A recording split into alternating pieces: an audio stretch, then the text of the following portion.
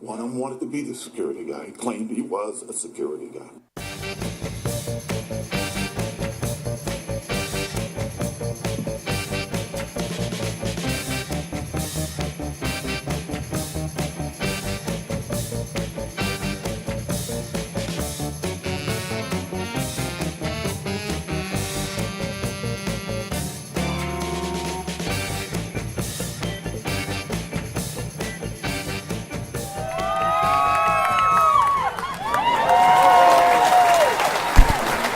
All right.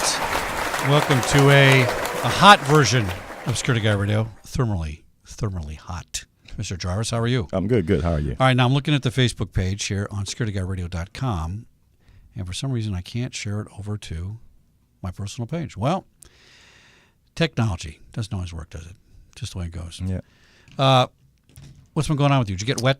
Of course I did. The storm of the century, what happened? It was wet everywhere. Did you fall in the wash or something? No, just going outside. You couldn't help but to get wet. It was pretty crazy. Yeah, it was. It was like a monsoon. Did you see my my gazebo post? No. All right, so I have two gazebos. I got the new one that covers the new jacuzzi, and I got the old one that covers a bunch of crap in the backyard that somebody that lives in my house won't put away. Okay. And so we're just sitting on the back, and I looked outside and I went, maybe I ought to take down the sails on that thing, kind of take off the canvas and stuff. And I no sooner than said that than it took off into the air. This thing weighs 300 pounds. Took off into the air, landed upside down in my neighbor's shed in the other yard. Wow. Missed the power lines by like 10 feet, right? So I could have been responsible for the great Burbank blackout of 2017. Fortunately, I wasn't. But now I know how to get the thing off. Oh, come on in. We got a special guest here dropping off our Security Guy radio key. All right. Very good. Thanks so much. Yeah, and we come at 7 tomorrow. All right, we'll see you tomorrow at 7. Okay. All right.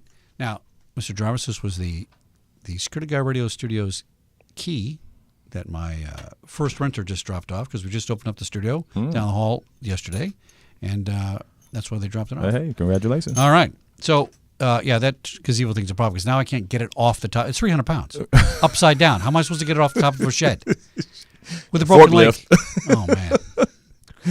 Cost a freaking fortune. Anyway, Jeez. got enough problems. Well, have you ever heard of radar?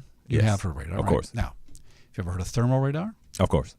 You have? I haven't heard about it before tonight. What are you talking about? You haven't heard of thermal radar? Well, thermal imaging, I think. Not the sheets you put on your back if your back hurts. Not that kind of- thermals. Okay, I got you. Right, that kind of thing. We're going to talk about thermal radar, and we're going to talk about it with our friend, Mr. Mike Petty. Welcome to the show, Mike. Hey, thank you, Chuck. I appreciate that.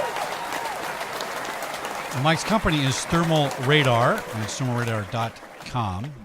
And I'm excited about this, Mike, because I do know about radar, and I've done one or two interviews about radar as applied to security. Because we think about radar as, cops and radar doing speed, and then military applications, right? And now radar is moving towards civilian usage, right? It's cover wide areas with it.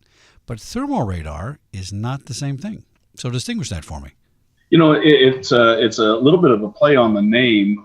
We came along a couple, 3-4 years ago with a new technology using a thermal sensor, using a FLIR thermal sensor, and we built it into a rotating camera that basically turns it into a 360-degree thermal camera. But then we added some features to it that would geospatially locate intrusions that we would detect on the thermal plane. And so ostensibly, we do many of the same features of radar by locating and putting a GPS coordinate on an intruder, but we don't have to use any radio signals. We don't. We're a totally passive system. So are you? I mean, for lack of a better term, are you digitizing a radar process? Kind of. Well, it functions like radar, but it's not actual radar. It is. It functions very similar to radar. Right. When I talk to somebody that's what I like to refer to as a radar guy, I'll ask them, what does radar really do? I mean, in the end, what does it really do in the wide area intrusion world? And typically these guys will tell me, well, it locates somebody out in space that you don't know is there, and the radar will pick that person up. Right. Well, we do the same thing. We just do it a little differently with thermal imaging. And by knowing some very specific pieces to the puzzle, like how high our camera is mounted, the tilt angle of our camera, we can geospatially locate threats that are out along a wide area, but we do that in a totally passive sense. Now, I've seen the FLIR camera that you've Yes. used. That is a freaking amazing camera. That's Well, look- proprietary. Aren't they one of the only people that make that? No, well, FLIR is the gold standard, really, in thermal imaging. I mean, every video you see, from a drone strike to police video of a thermal image out there, you're going to see FLIR in the bottom of the screen, because they are the name out there for thermal imaging, and we love their cameras. Unfortunately, you have to buy a whole bunch of them to cover the distance and the scope that one of our cameras will cover. So, Oh, interesting. Okay. So I saw some images and a little research, and your system is taking a 360-degree panoramic view Yes. once every second. yes, That's And unbelievable. it really is, and it's much more complicated than it ever sounds, because what this camera does, there's actually a great picture of it right there. We mount that FLIR sensor inside of this unit, and inside that unit is a rotating assembly. The rotating assembly is simply there to rotate the camera to different fields of view so that the thermal image can be taken. Now, every thermal sensor has a specific field of view. So that could be a 45-degree angle, it could be a 20-degree angle. Different sensors have different fields of view. And so depending on the size of sensor you use, the thermal sensor will have to stop a certain number of times as it rotates around a 360-degree area. So my smaller sensor only has to rotate 6 times, or have 6 stations that it hits to complete a full circle. Some of the larger lenses we use have a few more stations, so it takes a few more milliseconds for it to catch up and do a full 360 degrees. Now, do you need some awesome computing power to do this? I mean, are you stitching together, petabytes of data? And you what I'm use saying? the right term, though, Chuck. You use Yeah. the right term. Stitching is what we do, and stitching is one of the things that makes our thermal radar very special, because in our software, you're able to take all of these images that we're taking, and they're actually still shot images. Right. And taking all of these different images and stitching them together in a panoramic view that very much resembles virtual reality, so that I can look to my left, I can look to my right in thermal, and be able to see anything out there, day or night, that might be coming at me. So again, this is an intrusion detection system to find those people and vehicles out there that might be hiding and moving in the dark that you can't see. So I just bought a little camera for my new studio. Yes. Jarvis, I told you who made that thing. Who makes that thing? Remember? It's a very short little name. Oh, Netgear makes it. Anyway, it's got a thermal camera on it. Yes. Right? And my studio is pitch black because I got sound blankets in there. There's not one piece of light in that studio, okay? And I sit at home and I turn it on and I go, look, you can see the thing perfectly clear. It's black and white, right? It's a reverse well, negative. It looks black and white. Well, but that's what they're actually doing is it's every we oddly enough in the thermal world, they call it different shades of gray. Right. Kind of apropos with some of the modern shows that are out. But on the thermal scale, you have lots of different shades of gray when you're looking at that. So typically you have a black hot or white hot look.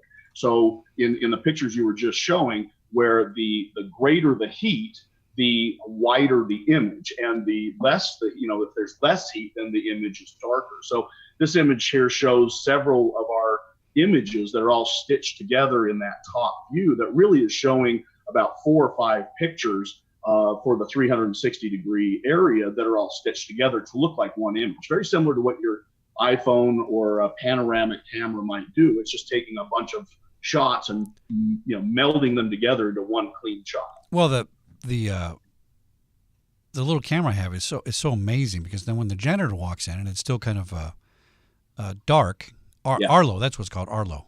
That's what it's Yeah. called. You can see their face perfectly clear, right? Yeah. It's streaming in 1080p. Yep, And coming up on my phone. So this technology is amazing to me. Now, it is. why do we want thermal? Why is this not being used in the middle of the day? Well, it is used in the middle of the day, Chuck. There's truly nothing Still better. as thermal. Excuse me? It's still the thermal image, but Oh, yeah. in daylight.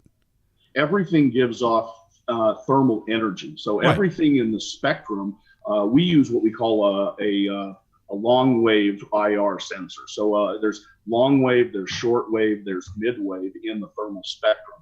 And so we use a LWIR sensor from FLIR, and that is just a different type of radio wave that's coming out. But it's the same the same thermal radiation that is coming off of all of the things that are out there. So the grass has a certain temperature that it's Right. coming back as.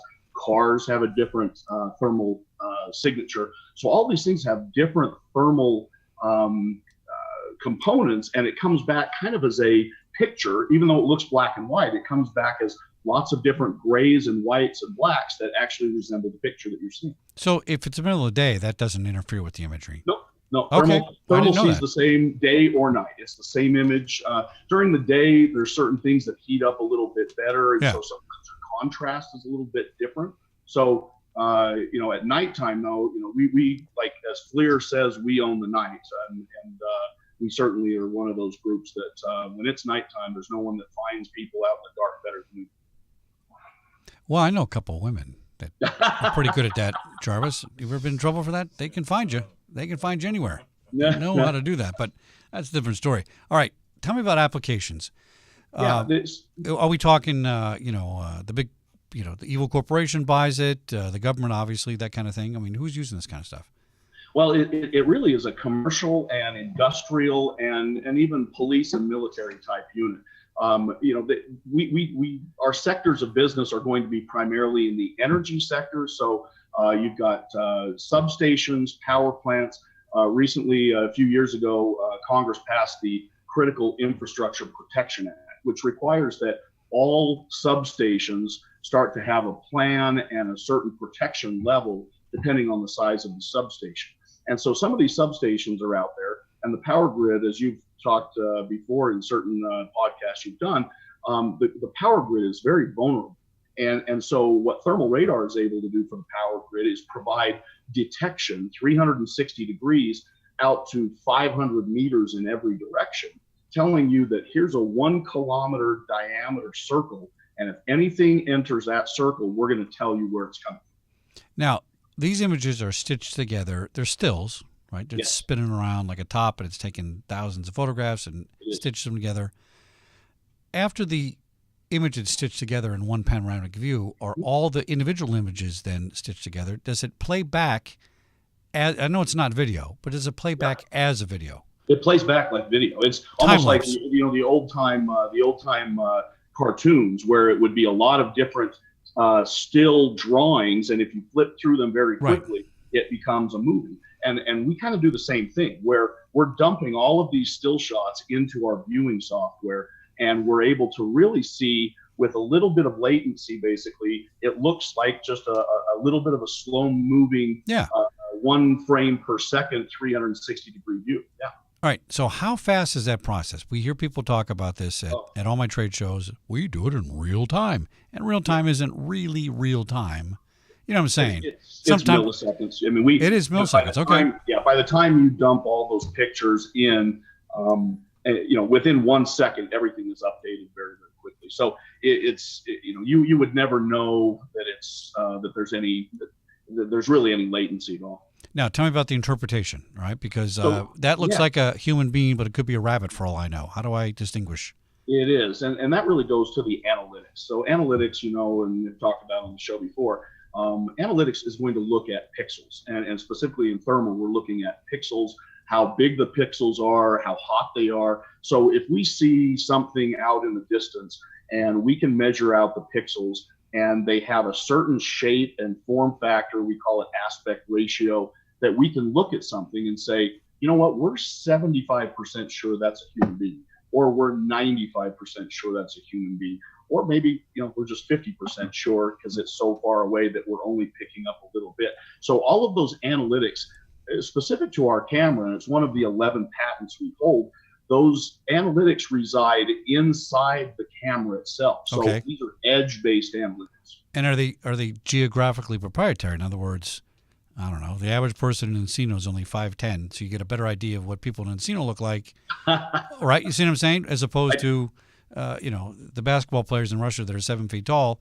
You're gathering data locally your analysis is local to your area on your camera.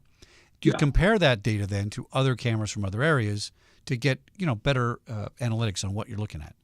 Well, and really for us, what we're trying to identify is, number one, people, and we identify a person as maybe a meter wide and 2 meters tall, or something in that realm. Okay. So once we see something like that has a heat measurement of around 100 degrees, 98.6, in that human being threshold, then we're able to look at that and have enough pixels on target to say we have a pretty high confidence level that that's a human being. So really, it is based more on the temperature than the shape of the image. Some of it is the temperature. I mean, if we see something that is 2,000 degrees and 2 meters tall, then maybe we're going to Beelzebub is in your backyard if we see that kind of stuff. No, exactly. So, but so if we see a vehicle, if we see a person, we are running it against certain algorithms that are in our software that are looking for something very specific to identify that that's something we need to be worried about. Okay, so we have the analytics. Now tell me how we get there. Do you use machine learning to get there? Does the machine, do I have to tell it this is what it's learning, or is it kind of picking up all these images and it has 10,000 images now, and now it has a 99% probability that is what I'm looking at? We actually don't have to do any active learning. It's our analytics are always developed. We've actually developed them in-house. There are some great analytics companies out there, but we've developed our analytics in-house primarily because what we're doing is virtually a single frame analytic, if you will. We create a background when the camera starts up. So the camera starts up and it starts looking around, and it creates a certain background of what we consider normal. And once we have a normal area, then anything that's new, that's hot, that comes into that area, we then start to analyze, and we'll flag it as an alert. So normal could be all the buildings. Yes, and correct. Nobody's in there, and all of a sudden we have some movement or something like that. Correct. All the parked cars in the parking lot. Now, all of those types of things, if they've been there for a while, once the camera starts, it's going to look at that and build that background, say that's normal. But every once in a while, one of those cars will back out or move, and we will flag that as an exception or an alert. All right. So since we don't have machine learning, yes. How do we keep ahead of the bad guys? Because I'm thinking, a Marvel comic character is going to appear one day. It's going to be Aquaman, and Aquaman can't be red with the thermal, right? Or the bad guys get smart and they come up with clothing or something to defeat this. Is that even possible?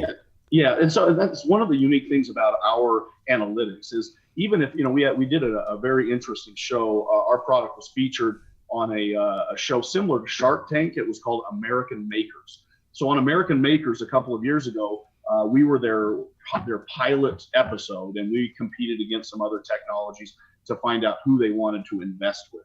And so one of the tests they ran was that they put a thermal blanket over one of the guys and had him running around trying to say, okay, we shouldn't be able to see him because he's under the thermal blanket. Right. And correctly noted, all we saw was a dark object that was moving around. But for us, that is change. And so we still flag that as an alert because it's significant change to the background. Oh, that's fair. Okay, that makes sense because it is change. Right. Change is really the measure, not Correct. Shape, size. If you're doing video analytics, I got to get your features on your face right. That's a different analysis.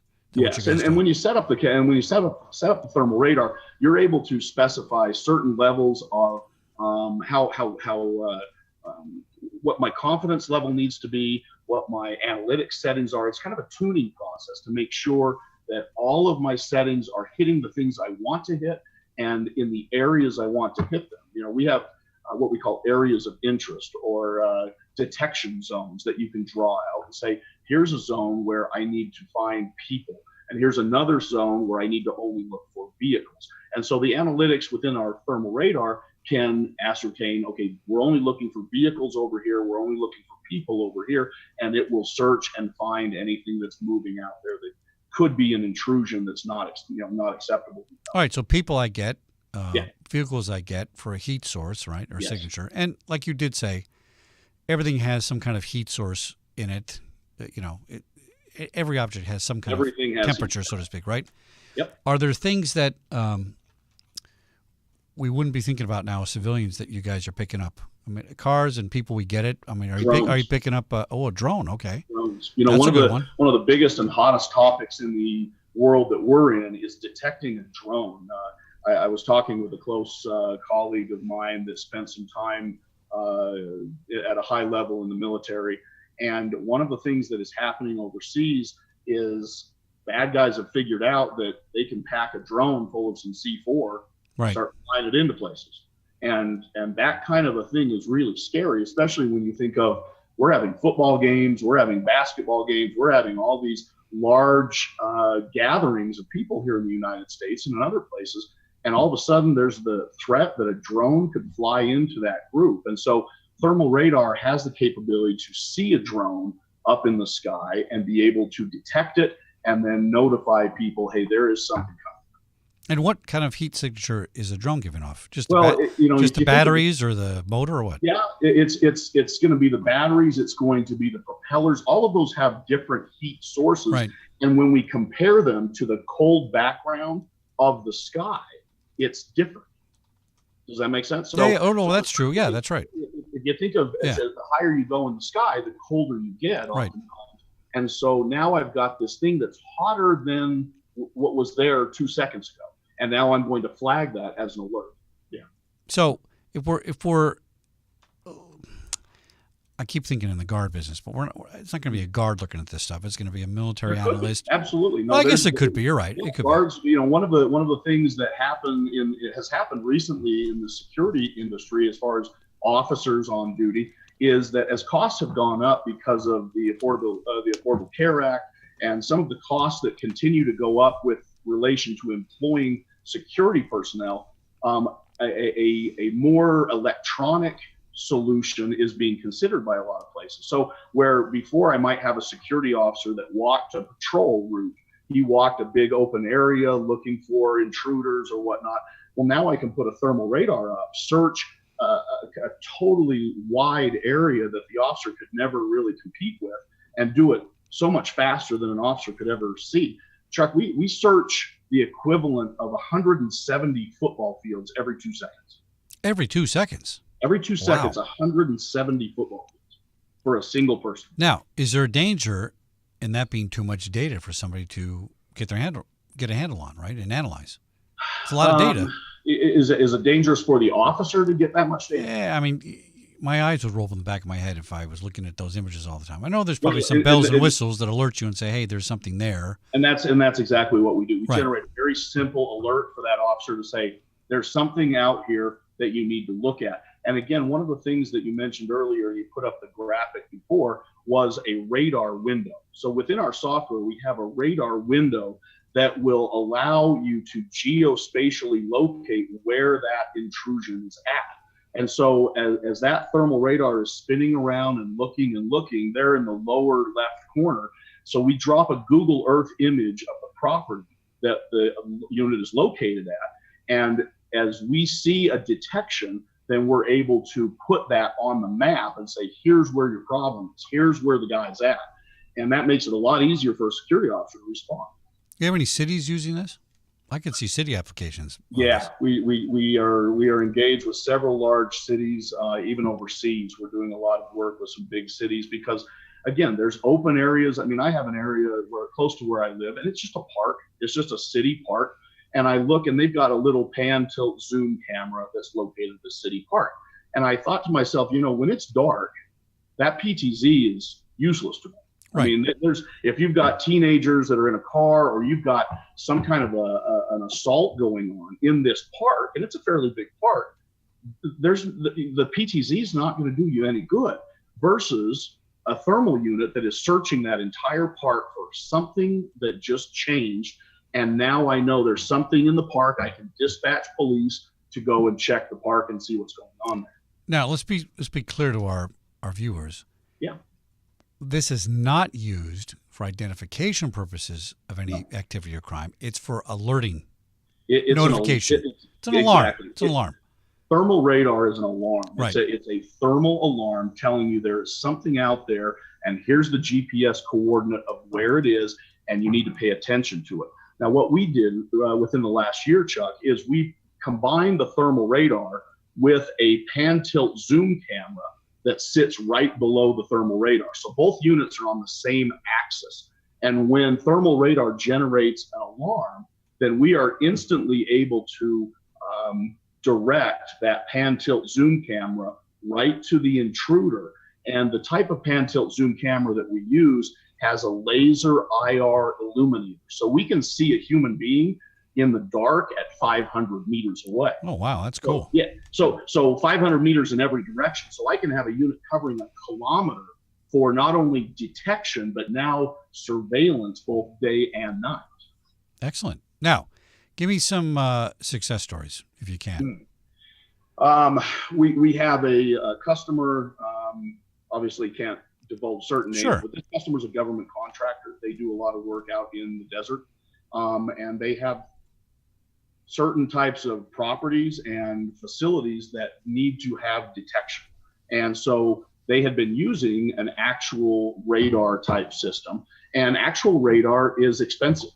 And typical radar is very directional. So you might buy a unit that covers a 45-degree angle or a 90-degree angle.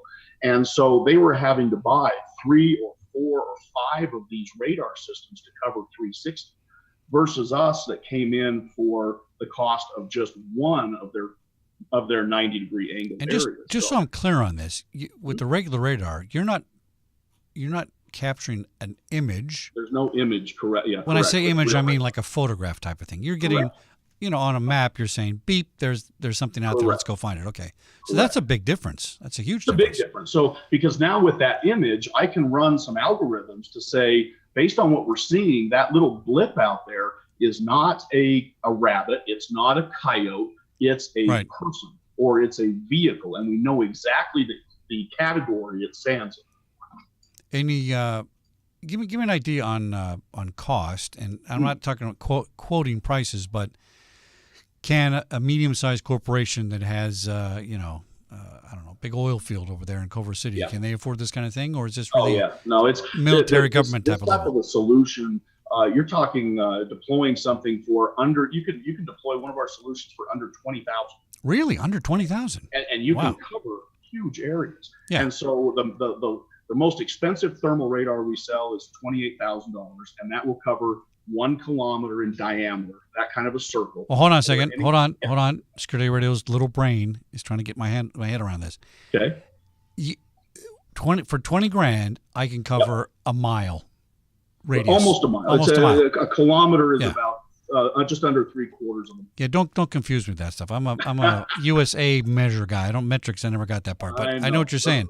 That's remarkable. And a 306. So if I put this thing up on the top of the roof here at the studio in Hollywood, I'm going to be able to see a mile around me, basically a kilometer. Virtually a mile around. you. That's Yeah. unbelievable. And that's any vehicle that might be moving towards you. And again, think of, I always like to, when I talk to people, I like to say, think of this at night. So think of this in darkness where you can't really see what's out there, and to know that I've got some person that's wandering around out there, and they're not supposed to be there. I mean, typically we put these thermal radar units in areas like airports. We put them in prisons. We put them in substations. We put them in gas pump stations. We do petrochemical areas. So these are big areas where really nobody is supposed to be out there. And if Right. somebody walks into an area that's a vulnerable area or an area that could cause trouble, we want to know if they're out there. Yeah, it's not going to work in a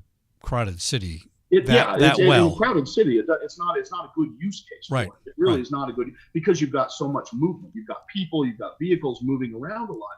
But when it comes to an area that is kind of a denied area, this is an area where, let's say, the runway area at an airport or a municipal airport, and hey, there's nobody should be out here.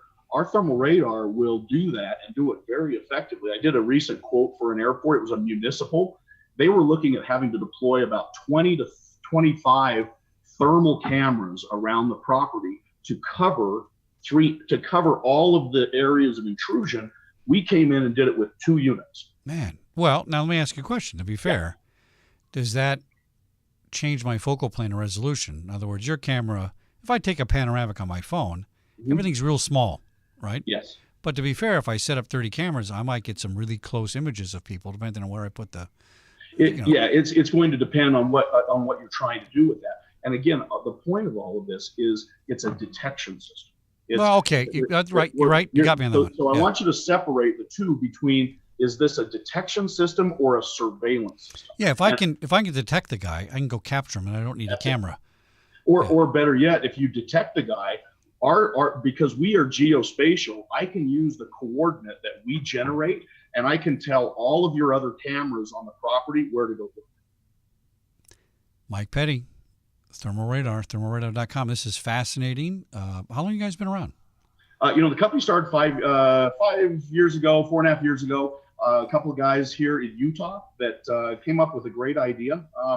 This is the kind of thing that I'm sure FLIR wish they came up, and some of the bigger companies wish they came up with, because simply stated, it's revolutionizing the way that you do detection, right? And creating something that gives you that kind of an open area and the ability for us to instantaneously detect a threat at a price point that is reasonable, because detection is a costly endeavor. And typically a 360 degree radar system is going to cost you around $100,000. Right. And if we're coming in at 28. That's amazing. There's your ROI right there. And are you the only company that has this patent of this technology right now? We were the first company to patent a rotating thermal sensor like this. All right. There is a French company that has tried to do some things similar to us. They can't run analytics within their camera. Well, they're French. We hold they're French. Running the types of analytics we run, so they have to have a computer attached to their camera. Yeah. But the ability for our unit to be out in the open all by itself, no computer attached to it, and still generate alerts and alarms. Think of a rancher that's up in Montana, and he wants to know if somebody's coming to his ranch. Well, all he has to do is put this up on a little pole and solar panels, and he's done. The thermal radar only uses 6 watts of power. Wow. So it's a very low power device. And now that rancher is getting alerted on his cell phone, somebody's on my property. Unbelievable. Mike Petty, thermalradar.com. Thanks for coming on the show, Mike. You're going to be at ISC West this year? We'll be at ISC West this year in April, yes. I will stop by and say hi to you, and thanks for being on Security Guy Radio. Been a Chuck, pleasure. I really appreciate the time. Thank you. All right, thanks. Yeah. So, Mr. Jarvis, let's do a little housekeeping for our fans. So we keep talking about the new studio down the hall, and we're going to have a new address. We're not going to go away from UBM, but we'll have additional shows on the other channel. And so go to livestream.com, one word, livestream.com, /Security Guy Radio. Or is it / Jarvis? I get it wrong. I always get it wrong. Livestream.com, /Security Guy Radio. And that'll be our page that we'll be doing our live streaming from our new studio down the hall. And if you guys, if you're in LA or Hollywood and you're doing still photography, or you want to do sound recording or, video, anything like that, it's available. So send me a message and come on down and rent it. Reasonable rates. Mr. Jarvis, thanks for coming in today. Appreciate it, as usual. And we'll see you guys next week on Security Guy Radio. Good night.